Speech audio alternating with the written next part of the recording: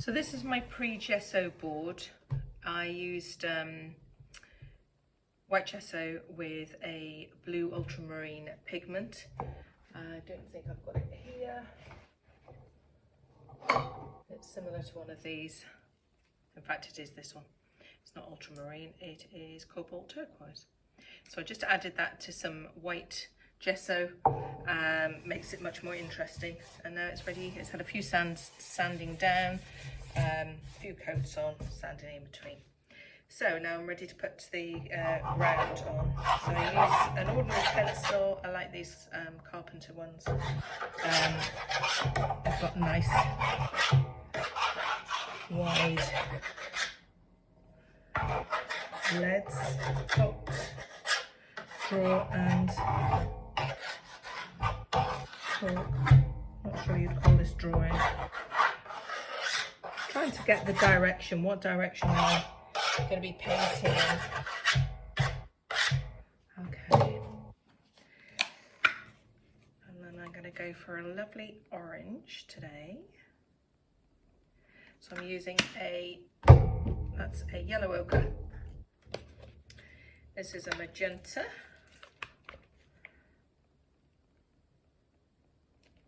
Makes a gorgeous coral. And give it a little spray. And with palettes this size, it's quite nice to mix, boards this size, it's quite nice to mix on the board instead of making a palette. And that was just a bit of raw umber. And then just wet my brush and get to mixing. Oh, gorgeous, look at that, gorgeous, gorgeous. So it's acrylic paint, so it dries very quickly, hence the frenetic movement. But you can see it's a gorgeous mix of, look at that, lush mix of colours. And because you're mixing them on the board together, you're going to get areas, you're not going to get equal distribution of the paint. You're going to get different colours and different areas. I use lots of different tools to put this on. You can see it's semi-transparent because you can see the pencil underneath. You can also use these silicone spreaders, which are quite good, but that's if you really want very thin layers, which today I don't. So I'm going to go for nice blending. I keep a spray bottle so that you can constantly keep the paint active. Really, you're not reactivating it because that hasn't had time to dry. But there you go. So it's fairly consistent there. Okay, then some white paint. And if you can't splash it on now, when can you? How much fun is that? And then mix that in.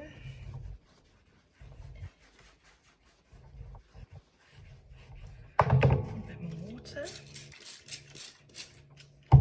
And this is really just to get interesting grounds before I paint on them. I've got some sort of intention as to what these boards are going to be, what I'm going to paint on them, but I'm not entirely sure. Sometimes an idea will come while I'm doing this. Oh man, there's paint everywhere, all over there, all the white paint. Hey ho. We use different size brushes, but nice big ones. I've used all my big ones on my blue boards, but this is quite a nice sized brush. And then as it dries, you start pulling the thicker wet paint over the dry paint. Little bugs in here or something. And then you get lovely, interesting effects, which we will see as the layers go on.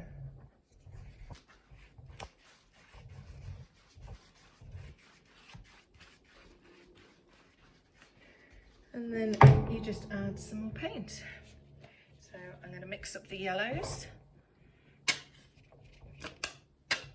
This is a Hansa yellow. It's a much cooler, saturated yellow than the yellow ochre, of course.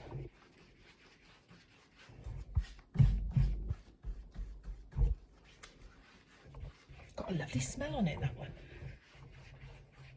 Jackson's, I think, that one. Gorgeous smell. Paint doesn't normally smell nice. It's like a fruity kind of flavour.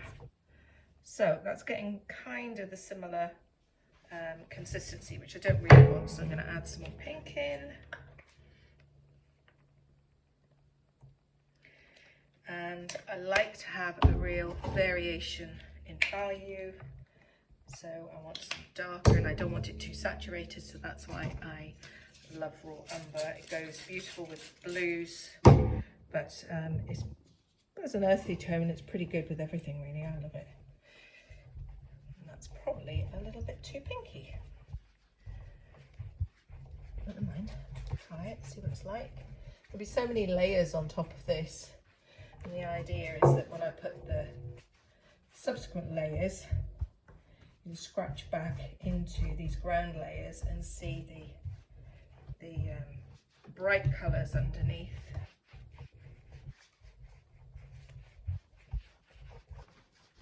And you can use your hands and really get it mixed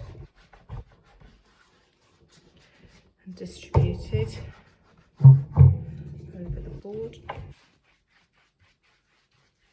As it dries, you get these almost cloud effects, actually. I'm not going to get any now, I bet.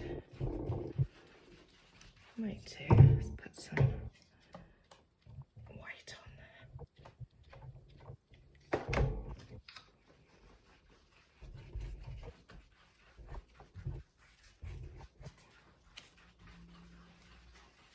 And a bit of yellow as well.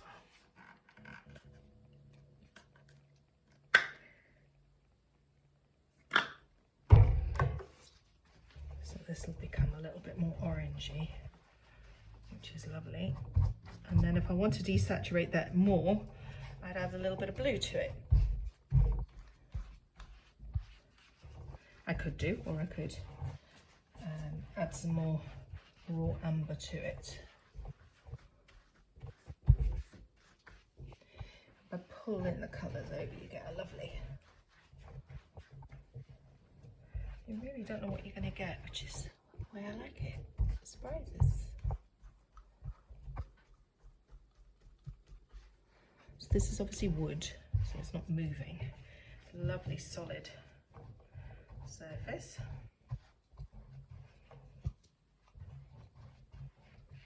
There we go. And you can just see little hints of the pencil underneath, not too much, but I'll put layers of pencil on top as well. So there you go, you get the idea. Now if you want, I want a little bit more light in the middle there. You can just see it's concentrating in the middle there. So I want a little bit more. And if you do know what's going to go on the top, then starting to move in that direction that you know you'll be painting in just kind of gets me in the frame of mind, really. And that lovely contrast, you can almost see that cloud effect coming in there. Go for a little bit more white down here. I've added a little bit of what's it called? Flow improver to my white, because it's the paint that stands around the most, really. And it really helps. It's okay using water, but with acrylics, water tends to make the paint dull, I find. Not all the time, sometimes. I like it over here, it's nice. So I'll carry on like this for several layers, going dark and then light, alternating.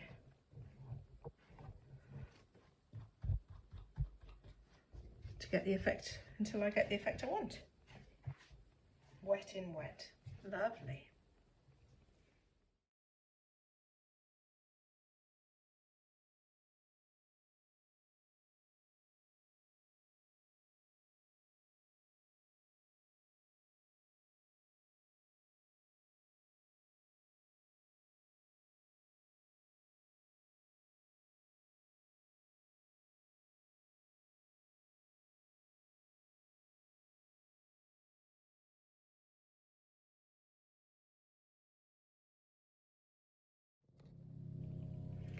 So if you've got some leftover paint, which is always the way, what I do is put some layers on already prepared boards. Gives you fantastic backgrounds, ooh, lovely and squiggy, to work on at a later date, and you don't waste any paint.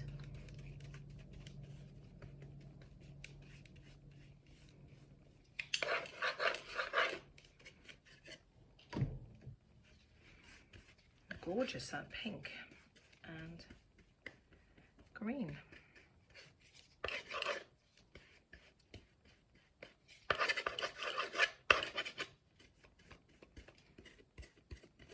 There you go. First couple of layers, many more to go.